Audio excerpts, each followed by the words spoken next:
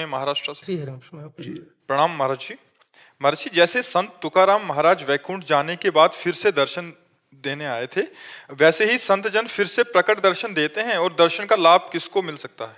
देखो, जब हमारी विशेष तन्मयता होती है, अब जैसे भाई जी को पधारे बहुत समय हो गया, जब हमें पहली बार भाई जी की जीवनी हाथ लगी और हमने पढ़ा तो तन्मयता बढ़ी कि मुझे भाई जी के दर्शन होने चाहिए, और इतनी तन्मयता बढ़ी कि बस लग गया कि अब दर्शन होंगे ही। वो चिंतन से होता है। बस देखा, एक तंद्रा सी आई, उसमें देखा कि एक ऑफिस है, उस ऑफिस में भाई जी बैठे संपादन कर रहे और राधा बाबा पास में बैठे हुए।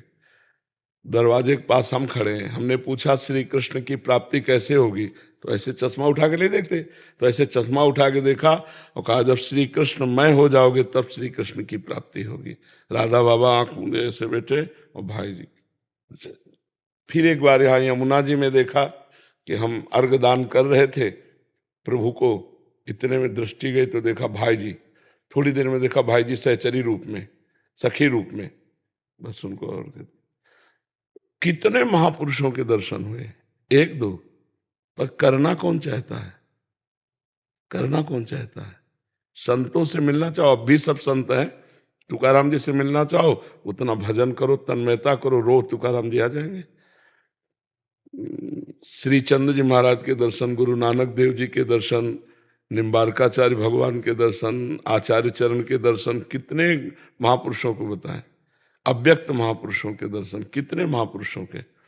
जब ये था कि संत बनने से ही संत के दर्शन होंगे। हाँ, यही बात, पक्की बात यही है। जब तक आप उस क्षमता के नहीं होंगे तब अब तक आप नहीं मिल सकते। संत बनकर ही संत दर्शन किए जा सकते हैं, यही बात है जी। महाराज जी, जैसे हम चाहेंगे वैसे ही होते हैं? हाँ, जिस मतलब जैसी भावना है। हाँ, बिल्कुल वैसे ही चाहेंगे। और उपदेश चाहेंगे या खुद से करते हैं महाराज जी? अब अगर आपके अंदर इच्छा है कि मैं बात करूं तो बात करने का अवसर मिलेगा, आप बात भी कर सकते। क्योंकि महाराज जी भाई जी की जीवनी में भी आया कि नारद जी हाँ, बिल्कुल बिल्कुल बिल्कुल बिल्कुल, हाँ बिल्कुल। अब ऐसे खुली आंख दर्शन किए हैं। सेनपुर में रह रहे थे, थोड़ा प्रसाद, वहाँ 2 रोटी और अरहर की दाल 24 घंटे में मिलती थी, बस घोर जंगल, वहाँ कोई फल फूल मीठा कुछ नहीं, किसी का आना जाना नहीं। 2 रोटी, एक पुजारी आके बना जाते थे, जो संत थे उनको 2 रोटी एक इतनी दाल अरहर की, 12 महीना, न कोई सब्जी न कोई कुछ नहीं, बस 2 रोटी और अरहर की दाल। तो उससे पेट पालन तो हो ही जाता था, तो अन्न से प्राण पोषण होता, गंगा जल से पेट भर जाता था। तो दोपहर में जाके एक खंडहर बारंडा जैसा था, उसमें लेटे। पहले एक बंदरों का आक्रमण हुआ, इतने बंदर की, पर भय हमारे अंदर से चला गया था, क्योंकि हमने मृत्यु को वरण कर लिया था। अकेले बचपन से गंगा किनारे घूम रहे, तो भय खत्म हो चुका था। भूत प्रेत राक्षस इनका कोई भय नहीं, क्योंकि स्मशान में ही सोना है, गंगा किनारे रहना है। तो थोड़ी देर में बंदर भाग गए और चैन से लेट गए। जे ही लेटे तो हमारे शरीर में जड़ता भाव आ गया। जड़ता मतलब जैसे एकदम जो जहां रखा है हाथ पैर बिल्कुल वहीं, और आंख खुली हुई। तो ये क्या हो रहा है? पहले तो आया कि लकवा मार गया क्या शरीर में, एकदम बिल्कुल एकदम खत्म, मतलब आप ऐसे नहीं कर सकते। इसके बाद इतनी सुगंध चली, एक दिव्यता, और आंख खुली हुई हमारी।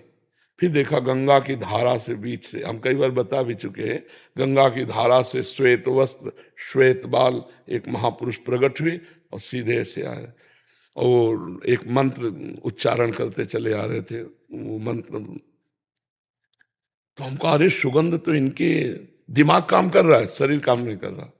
सुगंध तो इनके श्रीअंग से आ रही, और एकदम नजदीक, इतना सुकोमल स्पर्श, इतना सुगंध। उन्होंने सर उठाया, अपनी गोद में रखा, और वही मंत्र बार बार ऐसे ऐसे करते हुए हमारे सर, बस 2 मिनट बैठे, फिर चले गए, फिर गंगा में ऐसे समा गए। ये जागृत की बात कर रहा हूं, कोई स्वप्न ले, जो ही वो पीठ करके उधर गए सो जड़ता खत्म हो गई, और गंगा में समाये से उठ बैठे। हिम्मत नहीं थी कि उठ हिल भी सके, ऐसा उनका प्रभाव था। बहुत अकल लड़ाते रहे कि कौन है ये महापुरुष, कौन है ये महापुरुष। बहुत समय के बाद फिर उन्होंने बताया कि मैं अमुक महापुरुष हूँ, ऐसा। तो जब हमारी, जैसा इन्होंने कहा, संत बन के ही संत दर्शन किए जाए, तो उस कोटि की जब योग्यता होती है तो उस कोटि के महापुरुष मिलने लगते हैं। तो अगर हम भजन करें और उसको अपनी योग्यता बनाए तो हम जिस महापुरुष से जैसे चाहें वैसे मिल सकते हैं। प्रगट में आप जैसे बैठकर बात कर सकते हैं, या वो स्वप्न में मिल सकते हैं, या वो तंद्रा में मिल सकते हैं, बेहोशी में मिल सकते हैं। मोहित शर्मा जी, सूरत, गुजरात से। राधा वल्लभ श्री हरिवंश। श्री हरिवंश महाराज जी। महाराज जी, इनका थोड़ा लंबा चौड़ा प्रश्न है, सार में है कि ये कह रहे कि भगवान ने हमेशा निर्भय किया, आज उन्हीं एक ऐसा इनके वाक्य घटा जिससे भयभीत हो गए हैं। मतलब कह रहे हैं कि घर में एक बहन थी, उसका शरीर पूरा हो गया, और फिर जो गोपाल जी रखे थे, फिर सब अभी ऐसा हो रहा है कि 5 वर्ष से आपको राखी बांध रहे थे, आज आपने उस राखी की राज नहीं रखी। आप भी अच्छा ये बताओ, राखी बांधोगे तो अमर हो जाएगी क्या बहन? इसका नाम क्या है? चलो, तो जिन्होंने इतनी तपस्या की, इतना भजन किया कि भगवान पुत्र बने आके, वो भी पधार गए कि नहीं पधार गए? फिर आप कैसी बात कर रहे वो मुझसे 7 साल छोटी थी, मैंने अपने हो? भैया गर्भ में भी समय पूरा हो जाता है, गर्भ में भी समय पूरा हो जाता है तो गर्भ में ही मर जाता है, गर्भ के बाहर आके मर जाता है, 1-2 साल का होके मर जाता है, 10-5 साल का होके मर जाता है, जवान मर जाता है। मरने की कोई समय है क्या? अब बताओ, मरने का कोई समय है क्या? आप कहते हैं ना कि भगवान कभी भक्तों का अनिष्ट नहीं होने देते। कैसे अनिष्ट हो? तुम क्या जानते हो उसका अनिष्ट? सुनो, एक भाई बहन दोनों बहुत भजन करते थे। प्रताप राय नाम था भक्त, प्रताप राय भाई का, और उन्होंने कभी भगवान से कोई कामना नहीं की थी। और बहन जो थी उनका ब्याह हो गया, बहुत भजन करने वाली। अब ब्याह के कुछ दिन बाद पति बीमार होने लगा, और ऐसी बीमार की स्थिति आई कि वो मरणासन में पहुंच गए। तब उनकी बहन भाई के पास आई, वो जानती थी कि हमारे भैया का भजन बहुत जोरदार है। तो उन्होंने कहा, भैया आज तक हमने आपसे कुछ नहीं मांगा,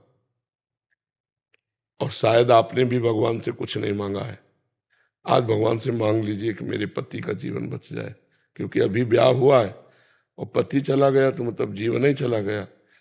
तो उनका, बहन मैंने भगवान से कभी कुछ मांगा नहीं है, मांगना भी नहीं चाहता, पर तुम हमको दबाव डाल रही हो, तो चलो तुम्हारे पति के पास चलते हैं और वहीं भगवान से हम प्रार्थना करेंगे। गए तो तुम मरणासन स्थिति में पड़े। बड़े ध्यान से सुनो ना, वो गए और अपने बहनोई का सर गोद में रखा, वैसे ऐसे भगवान से एकाग्र हुए कि हे भगवान, मेरी बहन का सुहाग सुरक्षित कर दो। और बहन चरणों के पास बैठी अपने पति के, और वो अपने जीजा का गोद लेकर, गोद में से सर लेकर, इतने में दोनों को तंद्रा आ गई। तो देखा कि जो बहन है, बहन ने देखा कि उसका पति भगवान के पार्षदों से कह रहा कि ले चलो मुझे। तो बोले हम नहीं ले जाएंगे, तुम्हारे जो साले हैं वो बड़े भजनानंदी हैं और वो भगवान से प्रार्थना कर रहे हैं, तो भगवान कैंसिल कर देंगे, हम नहीं ले जाएंगे।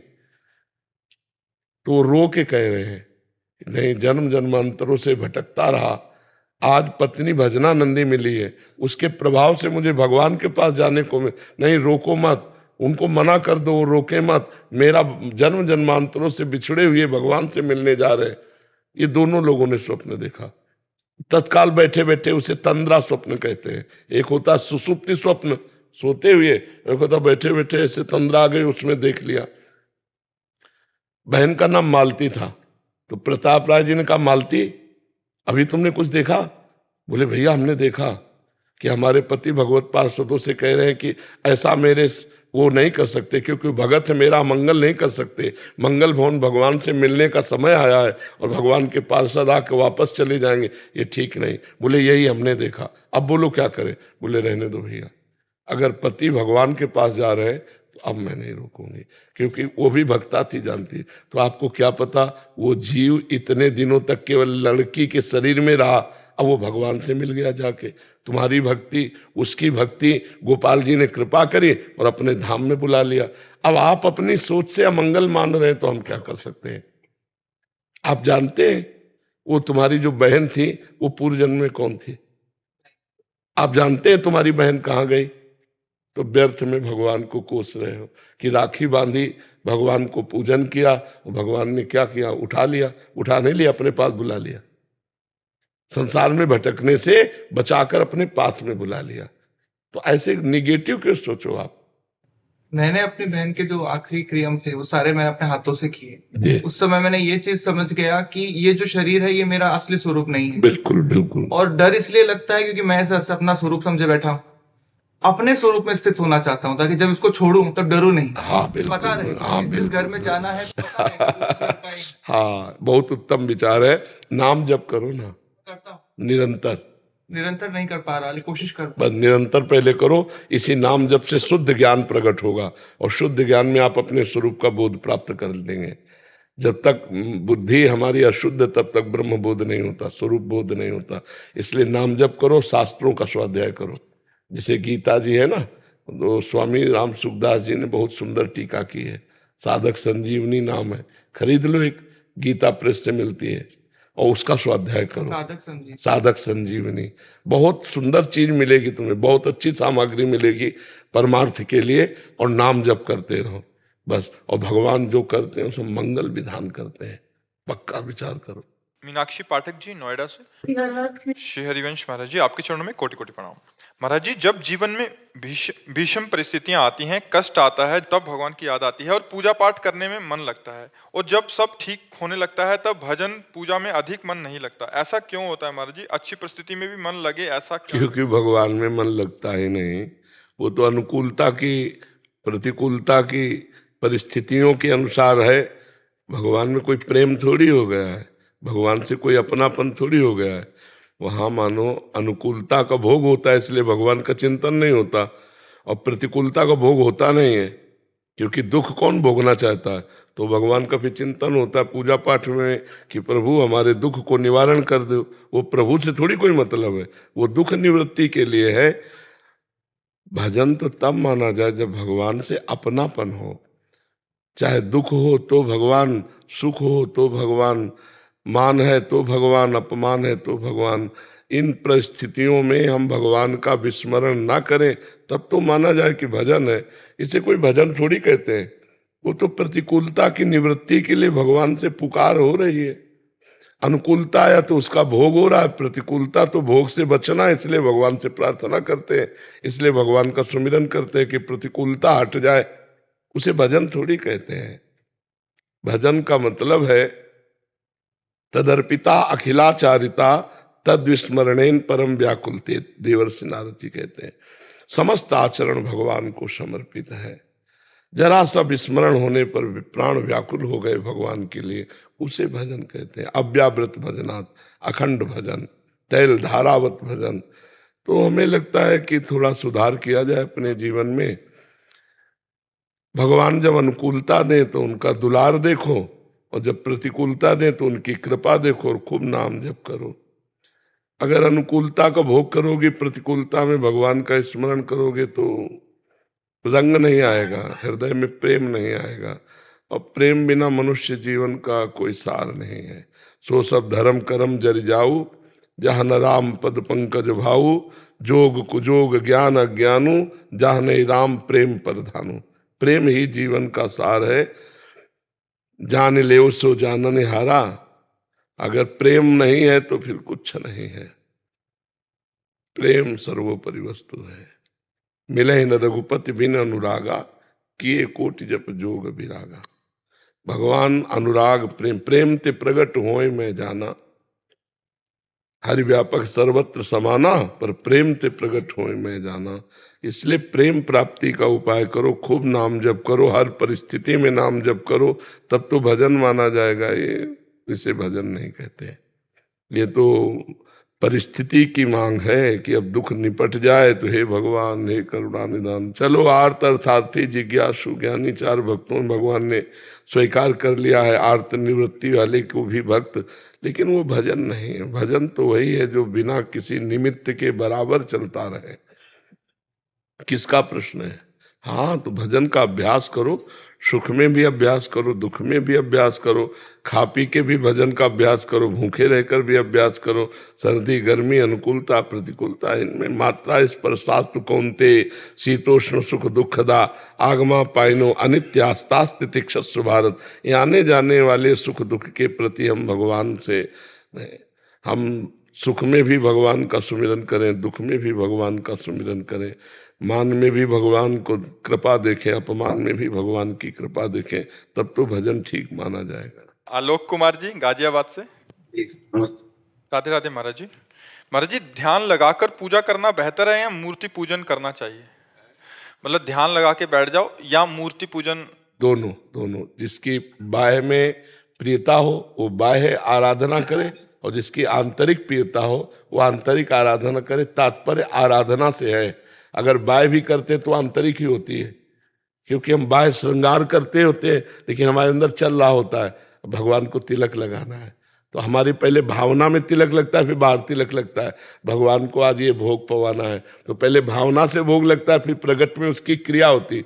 कोई भी क्रिया तब होती है, एक सिद्धांत है, जो पहले मानसिक हो जाती है। जैसे हमको कोई भी कार्य करना है तो पहले मानसिक हो जाएगा, फिर प्रगट में उसकी क्रिया होगी।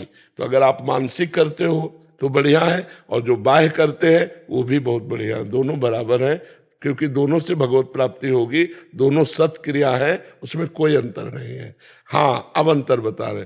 बाहर वो भगवान की छवि की मूर्ति की पूजा कर रहा है, वो अंदर चिंतन अन्य कर रहा है, ये बात ठीक नहीं है। जिसकी बाहर कर रहे हो उसके अंदर से चिंतन करते हुए करो। और इसमें तो बाहर का कोई विषय ही नहीं, क्योंकि अंदर अगर आप एकाग्र नहीं तो कर ही नहीं सकते। जो ध्यान पूर्वक मानसिक पूजा है वो एकाग्रता पर ही हो सकती है। अगर एकाग्रता नहीं तो नहीं कर सकते हो। और बाह्य में एकाग्रता के बिना भी हो सकती है, पर एकाग्रता करके करे तभी सफल पूजा मानी जाती है। मेन तो एक था सर कि मानव सेवा बेहतर है या नहीं, बेहतर करने पर निंदा हो जाएगी दूसरी सेवाओं की।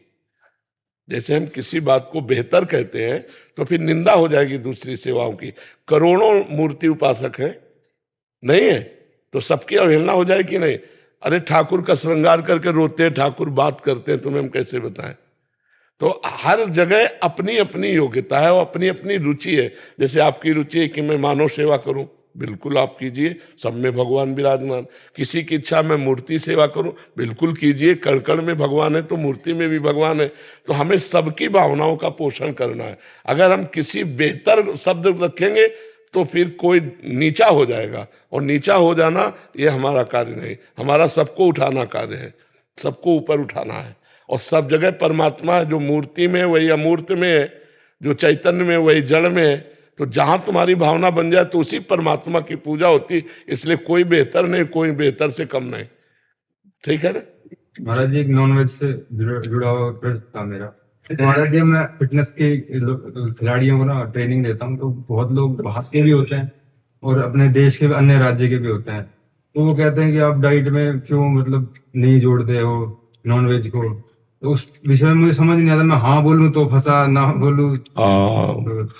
अब है तो समस्या, क्योंकि सब राक्षसी स्वभाव वाले बढ़ रहे हैं, तो उनको चाहिए राक्षसी भोजन। वैसे बच्चा तुम ना ही करते रहो तो अच्छा रहेगा। थोड़ा भले तुम्हारी वो कम चले, क्या कहते हैं, जिम। बदलाव आ रहा है सर। मेरी बिटिया ऑस्ट्रेलिया में पढ़ती है, मतलब वहाँ कह रही बहुत लोग दम मांस मछली से दूर हो रहे हैं। बहुत अच्छी बात है। एक आपसे या मुझे प्रेरणा मिला, एक बात कहना चाहती हूँ। 7 महीने पहले मेरा बहुत बड़ा ऑपरेशन हुआ था और मैंने मांस मछली सब खाना छोड़ दिया 2 साल से, आपसे प्रेरित होके।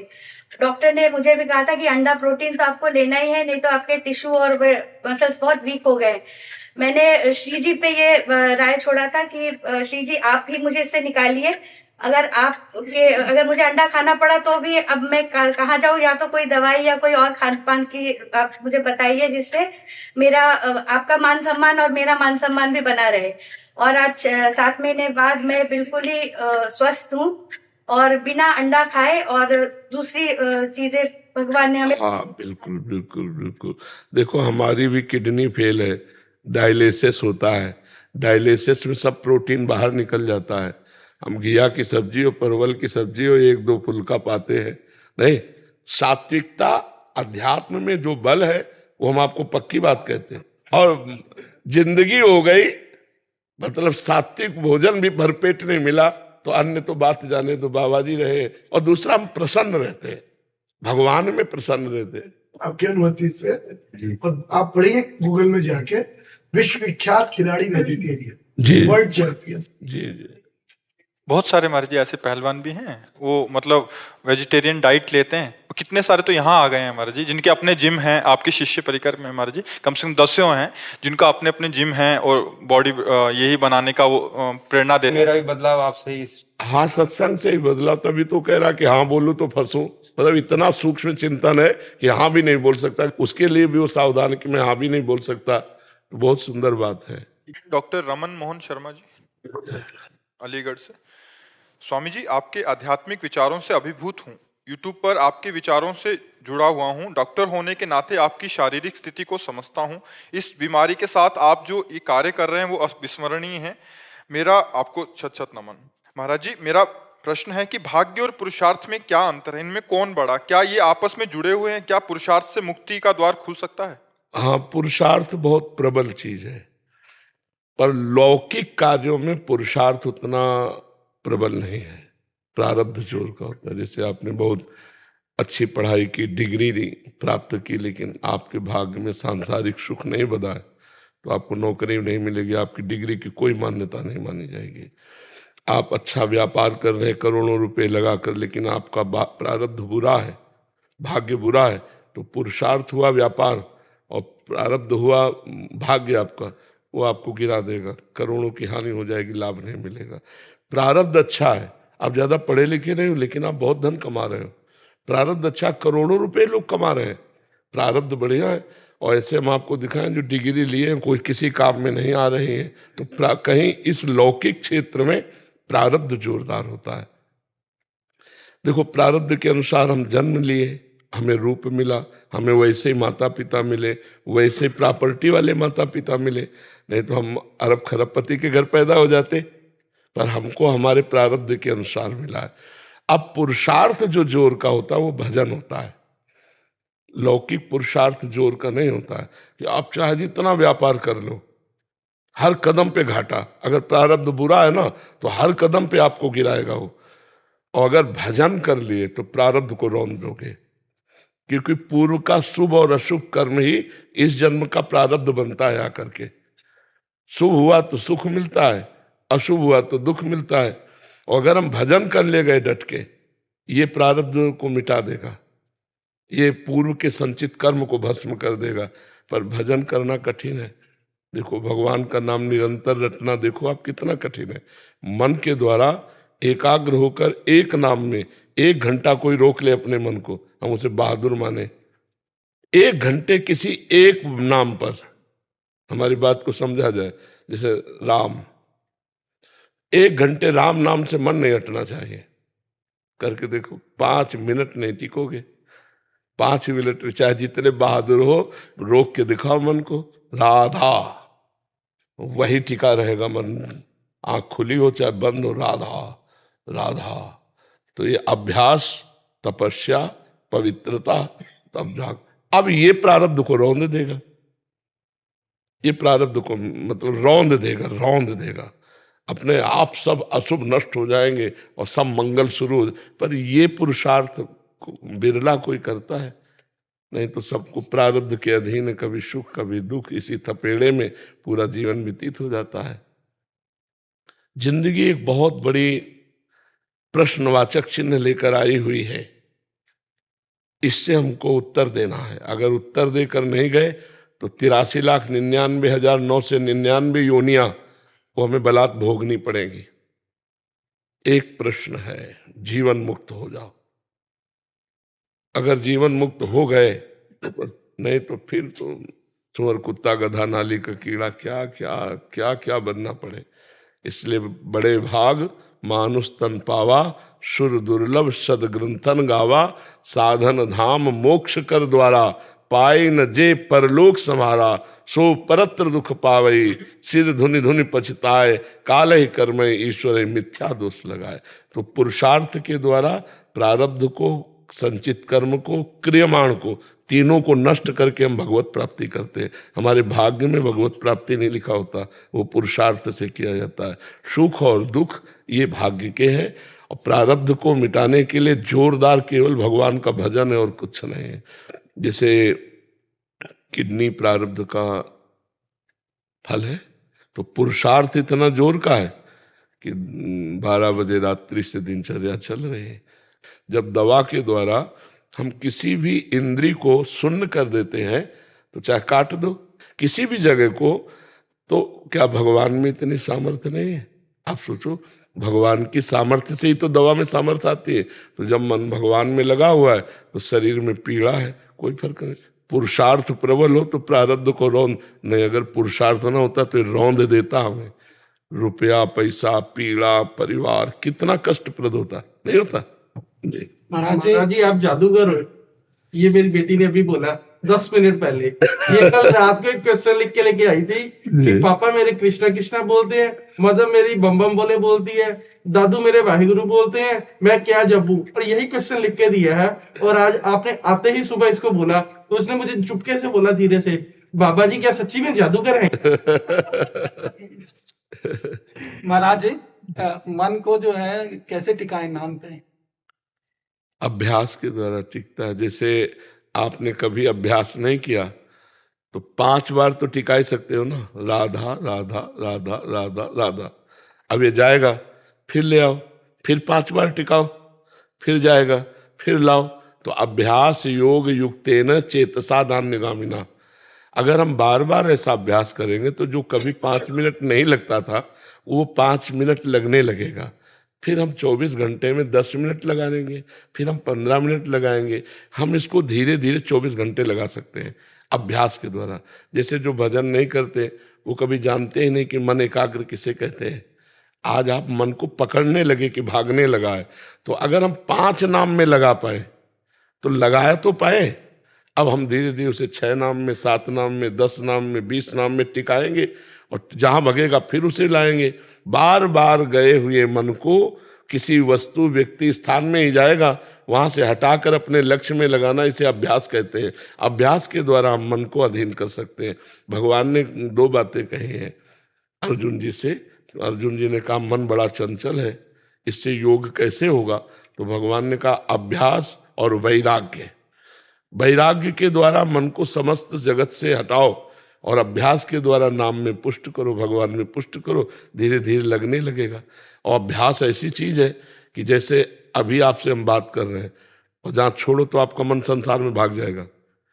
अपने लोगों का है कि जहां हम आपसे बात खत्म की वो तुरंत भगवान में लग जाएगा, क्योंकि बचपन से अभ्यास किया इस बात का, तो फट से भगवान में लग जाएगा। भगवान किसी और कोई है ही नहीं, न रिश्ता है, न कोई नाता है, न संतान है, न किसी से कोई मतलब है, न कोई प्रियता है। और जो कुछ सामग्री है सब पता है नाशवान है, एक दिन छूटेगी तो इसका कोई महत्व नहीं। तो मन जहां हटा और जिस कार्य में लगा उससे हटा, तुरंत भगवान में चला जाता है।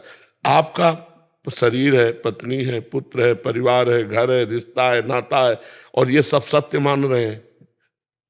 तो जहां सत्संग और नाम से मन हटा तो इसी में जाएगा, रिश्ते नाते इन्हीं में जाए। तो उनसे हम बार बार हटा करके नाम में लगावें भगवान के, तो धीरे धीरे आप देखोगे कि मन टिकने लगा। उबे ना, उकताए ना, जल्दीबाजी ना करे, धैर्य पूर्वक धीरे धीरे कि यार 5 नाम में हम टिका पाए, अब हम 10 नाम में टिका पाए, अब हम 12 नाम में टिका पाए, तो हम उन्नति को प्राप्त हो रहे हैं। जिस मन को बस में करना कठिन है उसको हम 15 नाम में टिका लिए, तो हमने बहुत बड़ी उपलब्धि प्राप्त कर ली। अब धीरे धीरे हम इसे और 15 मिनट में लाएंगे, फिर हम इसे 15 घंटा में लाएंगे, फिर इसे बराबर अखंड स्मृति। तो ऐसे अभ्यास से किया जाता है। कांच शर्मा जी जयपुर से। राधे राधे महाराज जी, आपके चरणों में कोटि कोटि प्रणाम। महाराज जी, राधा रानी की कृपा से वो प्रज्ञा जो एकमात्र सत्य है तथा समय व जन्म मृत्यु से परे है, उस प्रज्ञा को, उसी प्रज्ञा का अनुभव प्राप्त हुआ है, परंतु अभी भी राग व कामना से युक्त विचार अनित्य रूप से प्रकट होते रहते हैं। महाराज जी कृपया करके मार्गदर्शन प्रदान करें कि कैसे इस प्रज्ञा में स्थित हो तथा कैसे संपूर्ण शून्यता। देखो, इतना ज्ञान तो सबको है। गांव के आदमी जो होते हैं ना, उनको भी ज्ञान है। जब वो किसी का 100 लेके चलते हैं तो कहते हैं राम नाम सत्य है कहते नहीं, सत्य बोलो मुक्ति है। और जब कभी वो एक दूसरे को समझाते हैं तो कहते भाई रो ना, सब नाशवान संसार है। तो इतना तो ज्ञान है कि नाशवान संसार है, यहाँ से सबको जाना है और कुछ लेके नहीं जाना है। अगर ये ज्ञान सार्थक हो जाए तो ये सबसे बड़ा ज्ञान है ये।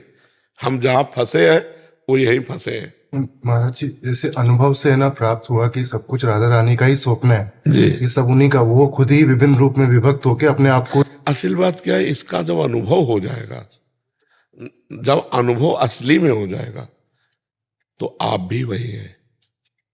ब्रह्मविद ब्रह्मयु भवति। जो ब्रह्म को जान लेता है वो ब्रह्म स्वरूप हो जाता है। जानत तुम्हें तुम्हें हो जाए, वो भगवत स्वरूप हो जाता। और जब आप भगवत स्वरूप हो जाओगे तो आपके अंदर काम कैसे आएगा? क्योंकि काम भी तो भगवत स्वरूप हो गया, लोभ भी भगवत स्वरूप। जब सब भगवत स्वरूप हो गया तो फिर काम काम नहीं रहेगा, वो भगवान का स्वरूप हो जाएगा। क्रोध क्रोध नहीं रहेगा, वो भगवान का स्वरूप हो जाएगा। इसका मतलब अभी वो बात नहीं अनुभव में आई जिसके अनुभव होने के बाद फिर कुछ नहीं अनुभव। ब्रह्मभूता प्रसन्नात्मा न सोचति न कांक्षति समा सर्वेषु भूतेषु मद्भक्तिम लभते पराम। जिसे ब्रह्मानुभूति हो जाती है वो प्रसन्न आत्मा होता है, हर समय प्रसन्न रहता है, ना कोई सोच रह जाती है ना कोई चाह रह जाती है। महाराज जी, बहुत समय ऐसा ही रहता है कि शून्य रहता है, कोई विचार नहीं रहता और शरीर से परे ना पूरा जैसे असल बात क्या है कि एक बार अनुभूति हो गई तो ये सदा बढ़ती रहती है, घटती नहीं। बहुत बढ़ रही है महाराज जी। पिछले 2-3 साल पहले हुआ था, फिर और चीजें नहीं, इसके बाद ये रह नहीं जाएगा। वही कभी कभी है ना कामना के या राग के विचार है ना, अभी भी जैसे वही सवाल है कि इतनी प्रज्ञा के अनुभव के बाद भी कैसे वो अभी पीतल और सोना दोनों लगभग लगभग दिखाई देते हैं, पर जब जौहरी के पास जाएंगे ना तो समझ में आएगा कि पीतल का दाम क्या है और सोने का दाम क्या है। तो असली में अभी जो ब्रह्मानुभूति है, जिसके अनुभव होने के बाद नहीं स्वात्मा रामम विषय मृग तृष्णाम भ्रमयति। जैसे भुना हुआ गेहूं, उबला हुआ गेहूं और सादा गेहूं मिला दो और खेत में फेंक दो, तो जो सादा गेहूं है वो जगेगा, लेकिन भुने हुए गेहूं पे अंकुरण नहीं आएगा। तो जिसे ब्रह्मानुभूति हो जाती है उसमें अंकुरण नहीं होता। ऊसर बरसई तृण नहीं जामा संत हृदय जिम उपज न कामा। अभी आपने अपने बुद्धि के विषय को जाना है, लेकिन बुद्धि जिससे प्रकाशित होती है, हाँ, जिस समय वो अनुभव में आएगा ना, जिससे प्रज्ञा प्रकाशित होती है, आपने अपनी प्रज्ञा के विषय को जाना है, लेकिन जो प्रज्ञा का प्रकाशक है उसको नहीं जाना। अगर वो जान लो तो फिर जैसे देखो, आपको ऑपरेशन करके बताते हैं कि आपको क्या अनुभव हुआ है। आपको ये भान है जब काम आता है कि मैं पुरुष हूं, भान होता है ना। जब आपको कोई भी वस्तु खाने पीने की कुछ भी इच्छा जागृत होती है, या देख करके या सोच करके या पढ़ करके, उस समय आप रसेंद्री से उस वस्तु का भोग करना चाहते हैं ना, आप भोगता है ना। हाँ, और उसी समय कुछ पीछे है जो साफ उसको देख रहा है कि अनित्य है, ये आ रहा है और ये चला जाएगा, ये सत्य नहीं है। सत्य वो है जो हमेशा यहाँ पर स्थित है। नहीं, आ क्यों रहा है? हाँ, बस वही कि कुछ नहीं, कुछ नहीं आना चाहिए, केवल ब्रह्म आना चाहिए। हर वस्तु व्यक्ति स्थान सर्वम खलमिदम ब्रह्म ने नानास्ति किंचन, ने नानास्ति किंचन, किंचन मातृस ब्रह्मानुभूति महापुरुष के सामने कुछ और नहीं होता। न वस्तु न व्यक्ति न स्थान, सर्वम खलमिदम ब्रह्म। बहुनाम जन्म नावंते ज्ञानवान माम प्रपद्यते वासुदेवा सर्वमिति सा महात्मा सुदुर्लभा। जिसको सब कुछ वासुदेव दिखाई दे रहा है तो सब कुछ में कुछ बचा ही नहीं। वासुदेव ही भोगता है और वासुदेव ही भोग है और वासुदेव ही भोग्य है। मतलब सब उसी समझ। धीरे धीरे अभ्यास बढ़ाओ और असली अनुभूति में पहुंचो। आपका जो स्वरूप है वो ब्रह्म स्वरूप है। सर्वम खलमिदम ब्रह्म। नाम जप जरूर करते रहिएगा। नाम जप करते जिस सांस पे पहले ध्यान करता था, अभी फिर नाम जप भी शुरू। हाँ, नाम जप करते रहिए। तो आप अगर ध्यान नहीं, हम तो राधा राधा राधा राधा। जैसे आपने बोला है कि सब कुछ छोड़ दो, जितना हो सकता था उतना किया, पर एक प्रभु की फिर कहते हैं ना कि वो खींच लेते हैं, तो उससे बड़ा क्या। हमारी प्रार्थना मानो राधा राधा राधा राधा राधा नाम। जैसे श्वास चढ़ रही तो जितना अधिक जप सको उतार, और वो भी ये क्रिया हो रही है, आप नहीं कर रहे, ये भी एक क्रिया हो रही है। आप नहीं कर रहे हैं। फिर आप स्थूल शरीर से अलग है। जब काम आवे तो आपको चिंतन करना है, ये ढांचा है, मैं नहीं। इस ढांचे पे काम आया है, मेरे पे नहीं। जब आपको कोई खान पान विषय, रसेंद्री का विषय, रूप आदि विषय, नेत्रेंद्री का विषय, मेरा विषय नहीं। शब्द स्पर्श रूप रसगंध ये मेरा विषय नहीं है, ये प्रकृति का विषय, और ये सब प्रकृति है। मैं परमात्मा स्वरूप हूँ, मैं इनका साक्षी हूँ, मैं इनका दृष्टा हूँ। ये उसी भाव से तत्काल मिटते चले जाएंगे और आप एक अलग, आपने ही अपने को इसमें मिलाया है, आपको ही से अपने से अलग करना है। तो खाता हुआ, पीता हुआ, भोगता हुआ, देखता हुआ, चलता हुआ भी कुछ नहीं करता। भोग रहा है फिर भी नहीं कर रहा, दूसरा नहीं जानेगा। देखता हुआ भी नहीं देख रहा, सुनता हुआ भी नहीं सुन रहा, भोगता हुआ भी नहीं भोग रहा है। स्वाभाविक एक प्रक्रिया चल रही। जैसे गाड़ी का चाबी से गाड़ी बंद कर दी और ढलान में छोड़ दी तो बिना पेट्रोल के चल रहे हैं, बिना कर्ता के जीवन चल रहा है। वो कर्ता साक्षी में गुणानुगुण वर्तन्ते मनुष्या पार्थ सर्वसा, गुणों के अनुसार उसका शरीर चल रहा है। भोजन सामने आ गया तो अनिच्छा भाव से भोजन पा रहा है, भूख मिट रही है लेकिन उसकी वो नहीं पा रहा है, उसकी कोई उसमें सोच विचार क्रिया, हाँ ऐसा धीरे धीरे धीरे धीरे, हाँ धीरे धीरे, हाँ नहीं, बहुत सुंदर है और बड़ा दुर्लभ विषय है ये, भगवान की कृपा से मिला है। और इसे और आगे बढ़ाते चले जाओ, जब वो पूर्णता आ जाएगी ना तो फिर हाँ वो एक और अलग चीज। क्या है कि हम अगर अल्प सुख में टिक जाएंगे ना तो भूमा सुख को नहीं प्राप्त कर पाएंगे।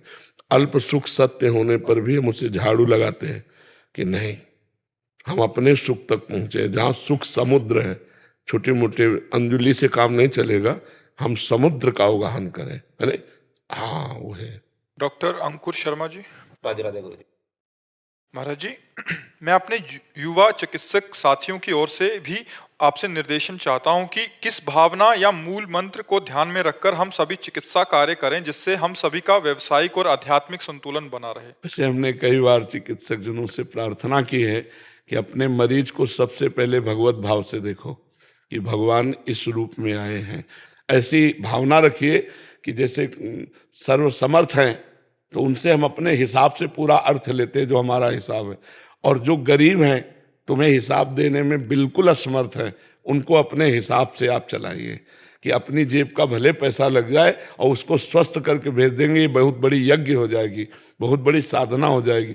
कुछ गरीब भाई ऐसे हैं जो केवल जांच करा नहीं सकते, दवा के तो तब पैसे लगे जब पहले जांच हो जाए, और आजकल जांच में भी है ना, तो हम जानते हैं जैसे कोई किसान है, गरीब आदमी है, नहीं है पैसे, क्योंकि हम किसान के यहाँ पैदा हुए, हमें पता है नहीं है पैसे।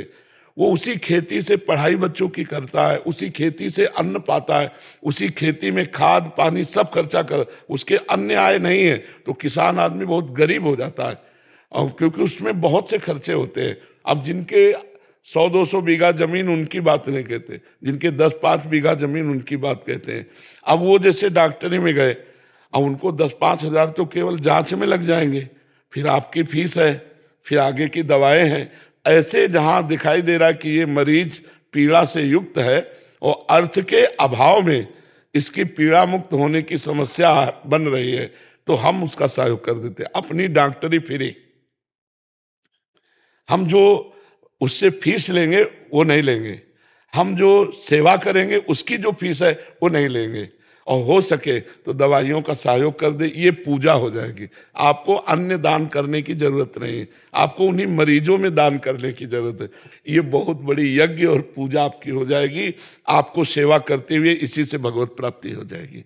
और बीच बीच में नाम जप करते रहिएगा। महाराज जी नियमित करते हैं। हाँ नाम जप कर, क्योंकि आप बाहरी शरीर सुधारने के लिए तो ज्ञान रखते हैं, लेकिन आप अपनी बीमारी का जो काम है, क्रोध है, लोभ है, मोह है, मद है, मत्सर है, इसको ठीक करने का कोई इंजेक्शन नहीं है।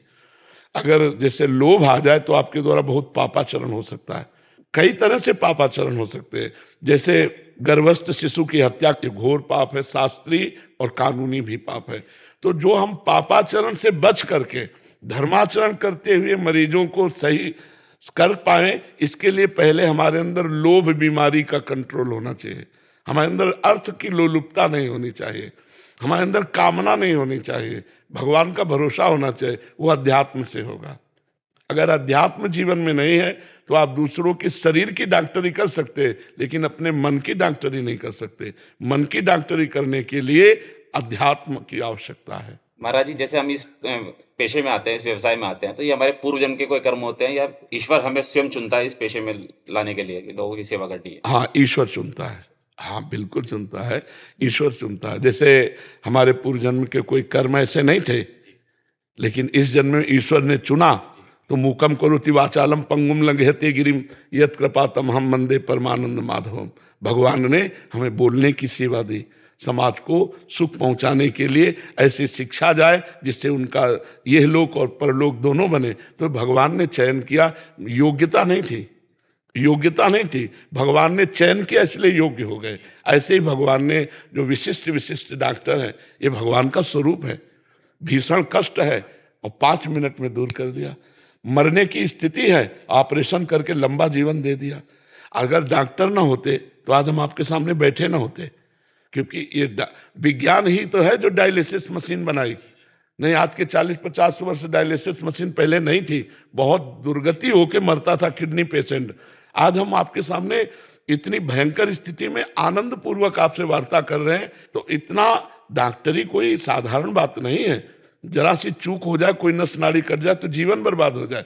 जैसे माइंड का ऑपरेशन है, दिल का, ये बहुत सूक्ष्म है कि जरा सा चूक हो जाए तो आदमी मर जाए, और वो पूरा उसे स्वस्थ कर देता है। तो भगवान का दूसरा स्वरूप डॉक्टर है, पर लोभ रहित और कामना रहित यदि ये कार्य किए जाएं तो भगवान की ही सेवा है। जी। अमरीश राधे राधे। महाराज जी, राधे राधे। महाराज जी, आप कहते हैं कि किसी का पैसा यदि लेकर नहीं दोगे तो अगले जन्म में वापस आकर देना होगा। तब क्या महाराज जी, जिसने पैसा दिया है उसे भी अपना पैसा लेने वापस धरती पर आना पड़ेगा? क्षमा कर दो उसे, तुम तो क्षमा कर सकते हो, काहे को आओगे धरती पे? तुम क्षमा कर दो, नहीं कर सकते? जाओ, हम भैया तुम्हारे लिए नहीं आएंगे, खा जाओ हमारा। लेकिन तुम किसी का खा रहे हो तो वो क्षमा कर दे तो बात हो सकती, नहीं तो आपको आना पड़ेगा देने।